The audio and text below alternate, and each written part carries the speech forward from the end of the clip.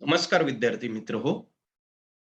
BCom भाग 2 corporate accounting paper 1 मधील जे आपलं युनिट पहिलं आहे.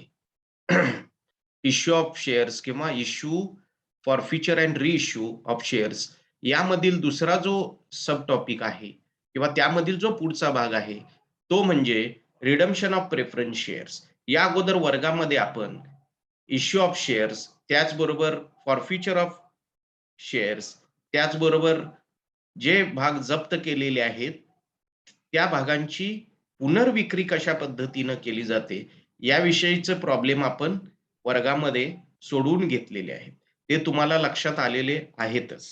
तर त्याच्या पुढचा जो भाग आहे त्या टॉपिक मधला, तो आहे रिडम्पशन ऑफ प्रेफरन्स शेअर्स. तर या शब्दामध्येच त्याचा अर्थ आहे. रिडम्पशन म्हणजे परतफेडीचे आणि प्रेफरन्स शेअरचा अर्थ आहे अग्रहक्क भाग. तर रिडम्पशन ही प्रक्रिया आहे.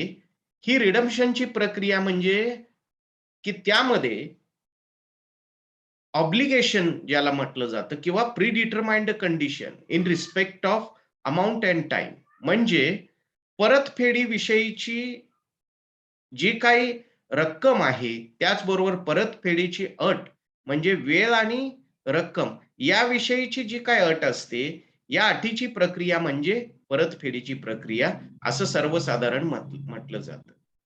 त्याचबरोबर रिडम्पशन ऑफ प्रेफरन्स शेअर्स म्हणजे काय? तर रिडम्पशन ऑफ प्रेफरन्स शेअर म्हणजे paying back the amount of capital to the preference share holder. म्हणजे अग्रहक्क भागांची परतफेड म्हणजे याचा अर्थच असा आहे, की जे काही त्यांनी भांडवल पुरवलेलं असतं व्यवसायाला, ते भांडवल पुरवणारे जे काही अग्रहक्क भागीदार आहेत किंवा भागधारक आहेत, त्या अग्रहक्क भागधारकांना त्यांचं भांडवल हे परतफेड करणं, याचाच अर्थ रिडम्पशन ऑफ शेअर्स किंवा ज्याला रिडम्पशन ऑफ प्रेफरन्स शेअर असं म्हटलं जातं. When the capital of a company is raised through issue of redeemable preference shares, it is to be repaid within or at the expiry of stipulated period, whether the company is to be liquidated or not. म्हणजे जर कंपनीनं भांडवलाची उभारणी ही परतफेडीच्या अग्रहक्क भागाने जर केलेली असेल, तर असे जे काही अग्रहक्क भाग जे आहेत, जे परतफेडीचे असतात, हे वेळेमध्ये एखाद्या विशिष्ट पिरियडमध्ये किंवा ठरलेल्या वेळेमध्ये ते परत केले गेले पाहिजेत. मग कंपनीचं लिक्विडेशन किंवा कंपनीचं विसर्जन होऊ दे, अगर न होऊ दे. कंपनी तशीच जरी चालली, जो अगोदर ठरलेला आहे, तो वेळ आणि रक्कम, ती रक्कम ही अग्रहक्क भागधारक जे आहेत, म्हणजेच प्रेफरन्स शेअर होल्डर जे कोणी आहेत, त्यांना त्या भागांची परतफेड ही करावीच लागते. भले कंपनी बंद झाली तरी किंवा कंपनी ही सुरू राहिली तरी. In India, the issue and redemption of preference shares are governed by Section 55 of the Companies Act 2013. म्हणजे भारतामध्ये हे जे रिडीमेबल किंवा रिडम्पशनच्या बाबतीमध्ये जे काही कंपनी कायदा 2013 आहे, त्याच्यामधील सेक्शन 55 कलम 55 जे आहे, त्यानुसार भारतामध्ये कशा पद्धतीनं अग्रहक्क भागांची परतफेड करायची, याची तरतूद ही दिलेली आपल्याला दिसून येते. According to the section, preference shares issued by company must be redeemed within the maximum period, normally 20 years, allowed under the act, and any company cannot issue redeemable irredeemable preference share. म्हणजे company कायदा 2013 मधील जे काही कलम आहे 55, त्यानुसार एखाद्या कंपनीनं जर प्रेफरन्स शेअर इश्यू केलेले असतील किंवा इश्यू केले, तर ते त्याची परतफेड ही सर्वसाधारणपणे 20 वर्ष हा जो कालावधी दिलेला आहे, तो कालावधी कायद्यानं संमत केलेला कालावधी आहे 20 वर्ष. त्यामुळं कोणतीही कंपनी भारतामध्ये कंपनी कायदा 2013 त्यातील कलम 55 आहे. त्यानुसार बिना परतफेडीचे अग्रहक्क भाग हे सादर किंवा देऊ शकत नाही किंवा इश्यू करू शकत नाही, विक्री करू शकत नाही.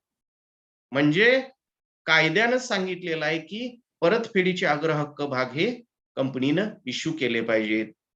बिना परतफेडीचे अग्रहक्क भाग हे कायद्यानुसार कंपनी इश्यू करू शकत नाही किंवा विक्री करू शकत नाही. आता रिडम्पशन म्हणजे काय किंवा रिडम्पशन ऑफ प्रेफरन्स शेअर्स हे लक्षात आल्यानंतर याचा उद्देश काय आहे? रिडीमेबल प्रेफरन्स शेअर इश्यू करण्याचा कंपनी मागं.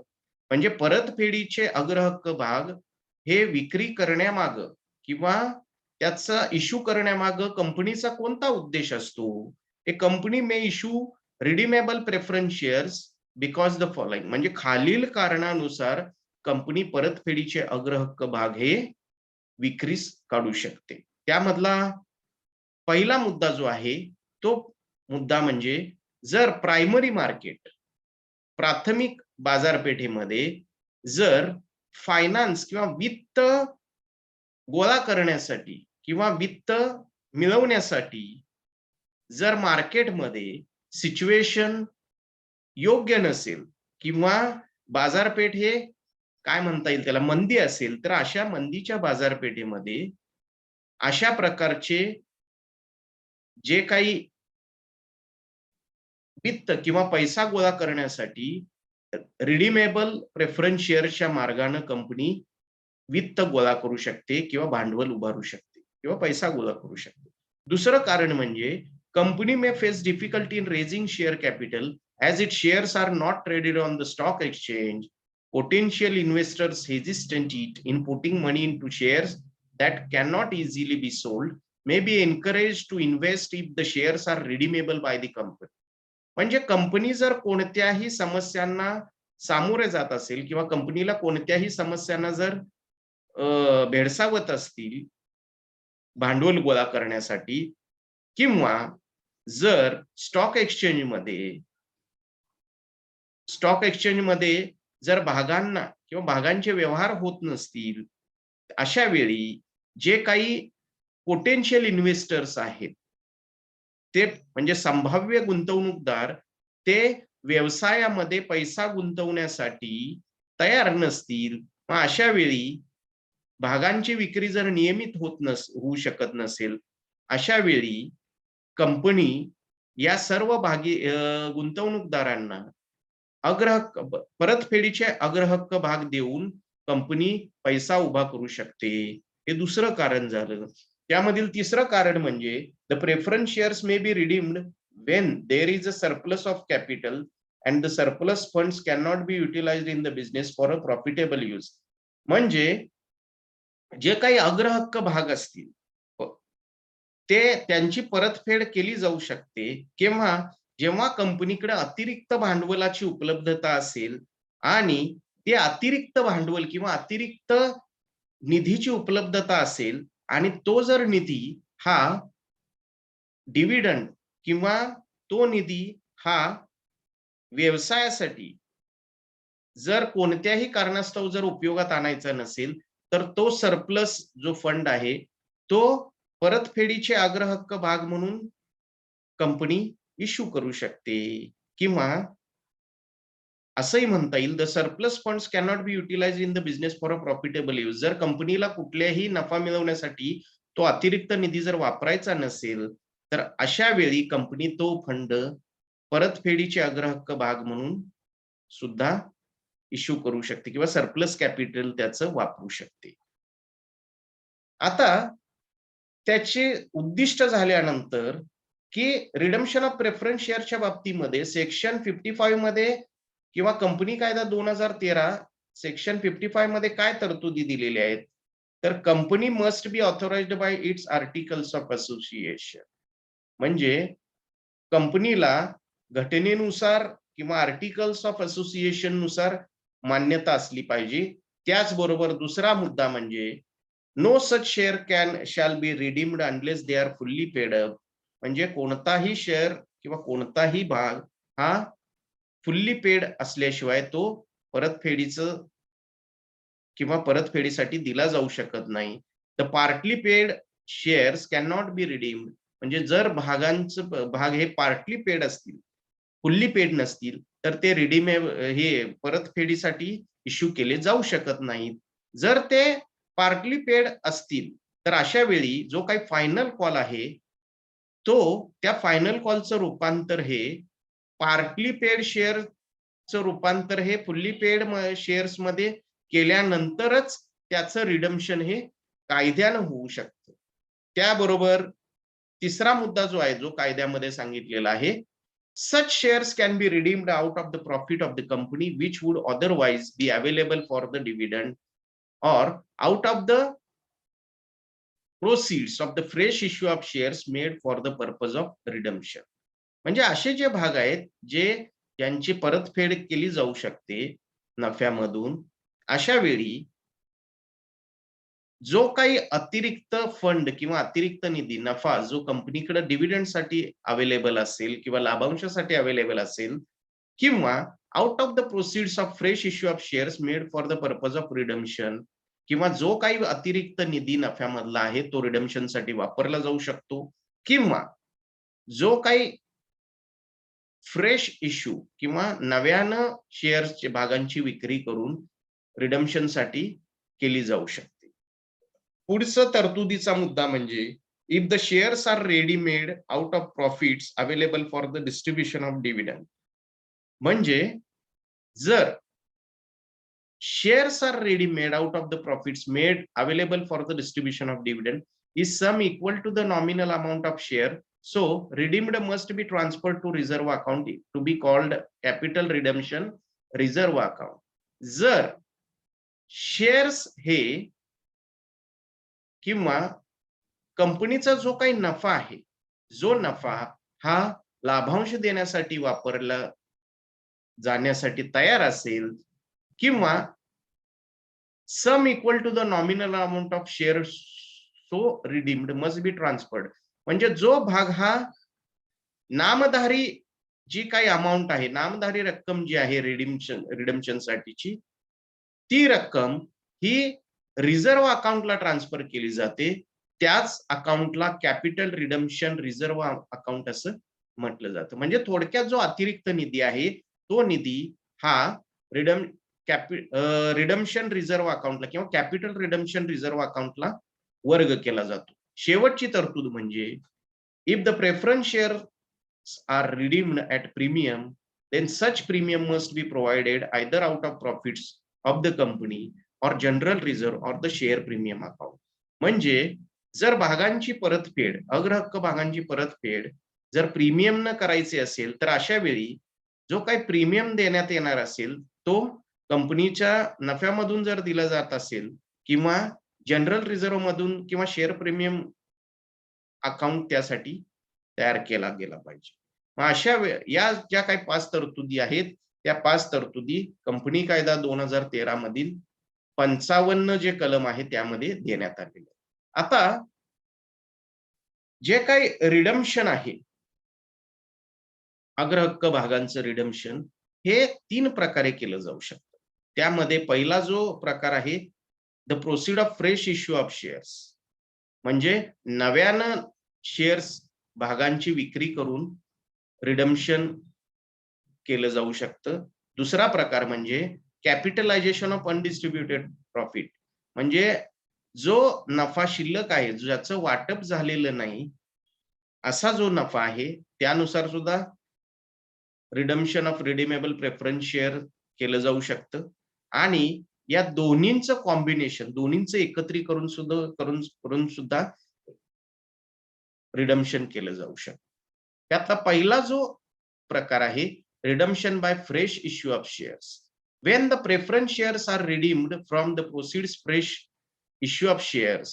म्हणजे ज्यावेळी अग्रहक्क भाग त्यांची परतफेड ही नवीन फ्रेश इश्यू किंवा नव्यानं विक्री केली जाते, अशा वेळी the nominal value of preference shares to be redeemed must be equal to the or less than the paid up value of fresh issue.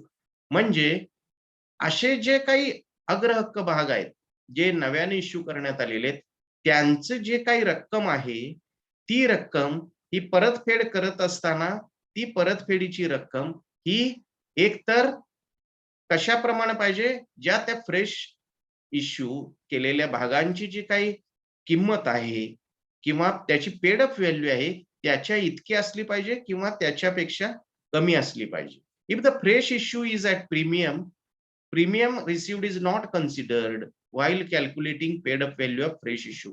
म्हणजे जर त्या फ्रेश इश्यूची जर प्रीमियमनं फ्रेश इश्यू हा विक्री केलेला असेल, तर जो काही त्यावरती प्रीमियम मिळणार आहे, तो पेड अप व्हॅल्यूचं कॅल्क्युलेशन करत असताना तो गृहीत धरला जाऊ शकत नाही.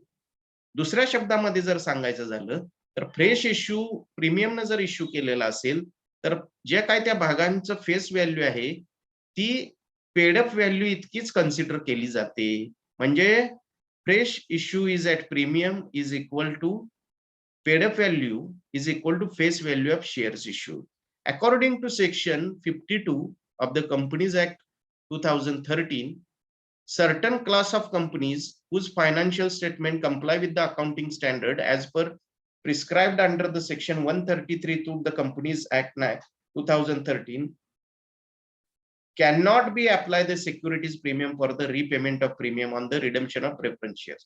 म्हणजे कंपनी कायदा यामधील सेक्शन 52 जे आहे, यानुसार ज्या काही कंपन्या आहेत, त्यांच्या फायनान्शियल स्टेटमेंट जे आहेत, त्या अकाउंटिंग स्टँडर्ड्स किंवा कलम 133 जे कंपनी कायद्यामध्ये आहे, त्याप्रमाणे फायनान्शियल स्टेटमेंट्स या तयार केल्या गेल्या पाहिजेत.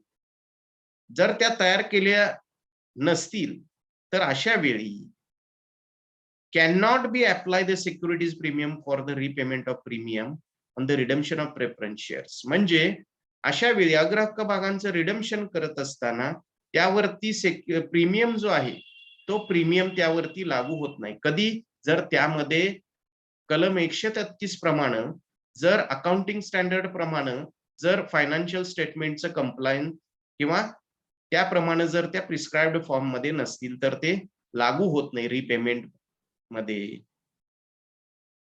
पुढचा भाग म्हणजे issue of equity shares for redemption of preference shares be beneficial to the company in the following cases.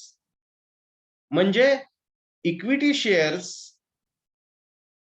Issue केल्यानंतर किंवा redemption of preference shares is beneficial to the company in following cases. म्हणजे अग्रहक्क भागांच्या परतफेडीसाठी equity shares issue करणं हे कंपनीसाठी फायद्याचं ठरतं, किंवा when the companies need of permanent capital.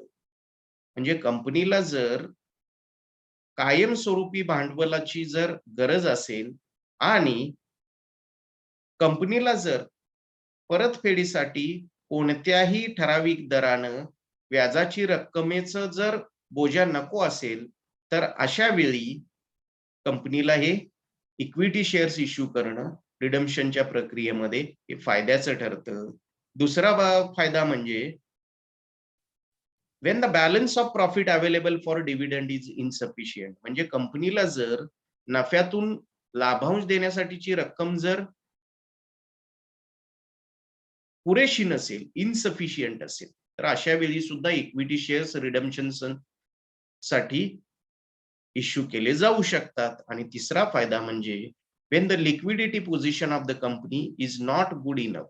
म्हणजे कंपनीची लिक्विडिटीची पोझिशन आहे, म्हणजे पैसा निर्माण करणे किंवा पैसा कंपनीची आर्थिक स्थिती जर पुरेशे प्रमाणामध्ये किंवा योग्य प्रमाणामध्ये जर चांगली नसेल, तर अशा वेळी इक्विटी शेअर्स हे रिडम्पशन साठी इश्यू केले जाऊ शकतात. तर या मेथडचा किंवा या पद्धतीचा फायदा म्हणजे it results in no net cash outflow and fresh issue may be at premium. म्हणजे याचा परिणाम असा म्हणजे जो कंपनीचा नेट कॅश आउटफ्लो आहे, म्हणजे कंपनीचा जो कॅश आउटफ्लो आहे निव्वळ, आणि कंपनी जर इश्यू प्रीमियम न करत असेल, तर त्याचा काहीच परिणाम होऊ शकत नाही. त्याचबरोबर याचा तोटा म्हणजे there will be dilution of future earnings and share holdings in the company change. म्हणजे कंपनीच्या भविष्यामधील उत्पन्नावरती, अर्निंग्ज वरती किंवा शेअर होल्डिंग वरती याचा परिणाम हा होताना आपल्याला दिसू शकतो.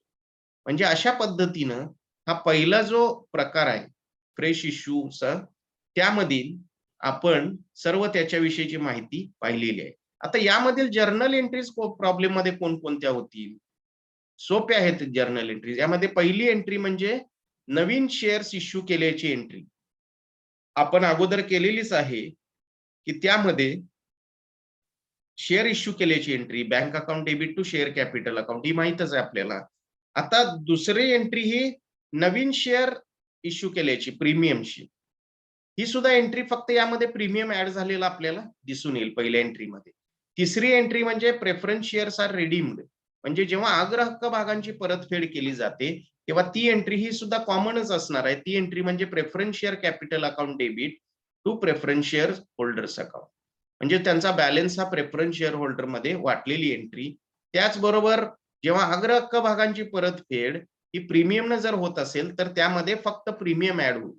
म्हणजे जसं आत्ताच्या वरच्या एंट्रीमध्ये preference share capital to preference share holder आहेत, यामध्ये फक्त आता प्रीमियम ऍड झालेला आपल्याला दिसून येईल. त्याच्या पुढची एंट्री म्हणजे प्रेफरन्स शेअर होल्डर्सना पेमेंट जर केलेलं असेल, तर ती एंट्री म्हणजे कुणाला पेमेंट करायचं आहे त्यांना डेबिट आणि पैसे गेले म्हणून to bank account. Preference share capital account debit to bank account अशा पद्धतीने ही एंट्री होईल. त्याचप्रमाणे प्रीमियम हा ऍडजस्टमेंट जर करायचा असेल for adjustment of premium on redemption, तर तो प्रीमियम हा पी&एल किंवा जनरल रिझर्व्ह अकाउंटला डेबिट, तर premium on redemption of preference शेअर्सला क्रेडिट. अशा पद्धतीनं ह्या एंट्रीज होऊ शकतात किंवा होतात. तर यामध्ये एक नोट दिलेली आहे बघा. Share premium account may also be debited, but premium on fresh issue of shares is not considered for this adjustment. म्हणजे शेअर प्रीमियम अकाउंटला सुद्धा डेबिट दिलं जाऊ शकतं, पण ज्यावेळी प्रीमियम हा फ्रेश इश्यू केल्यानंतर जर प्रीमियम असेल, तर ते ऍडजस्टमेंट मध्ये जर कन्सिडर केलेलं नसेल, तर शेअर प्रीमियमला सुद्धा डेबिट दिलं जाऊ शकतं. अशा पद्धतीनं जी काही पहिली मेथड आहे रिडम्पशनची फ्रेश इश्यूची, त्याविषयीची आपण चर्चा केलेली आहे. याच्या पुढच्या ज्या 2 मेथड आहेत त्या आपण पुढच्या लेक्चरमध्ये निश्चितच पाहणार आहोत. तर आपल्याला हा भाग निश्चितच समजलेला असेल. जर काही आपल्याला अडचण असेल यामध्ये, तर आपण ती निश्चित मला फोन करून किंवा मेसेज करून शंका विचारावी.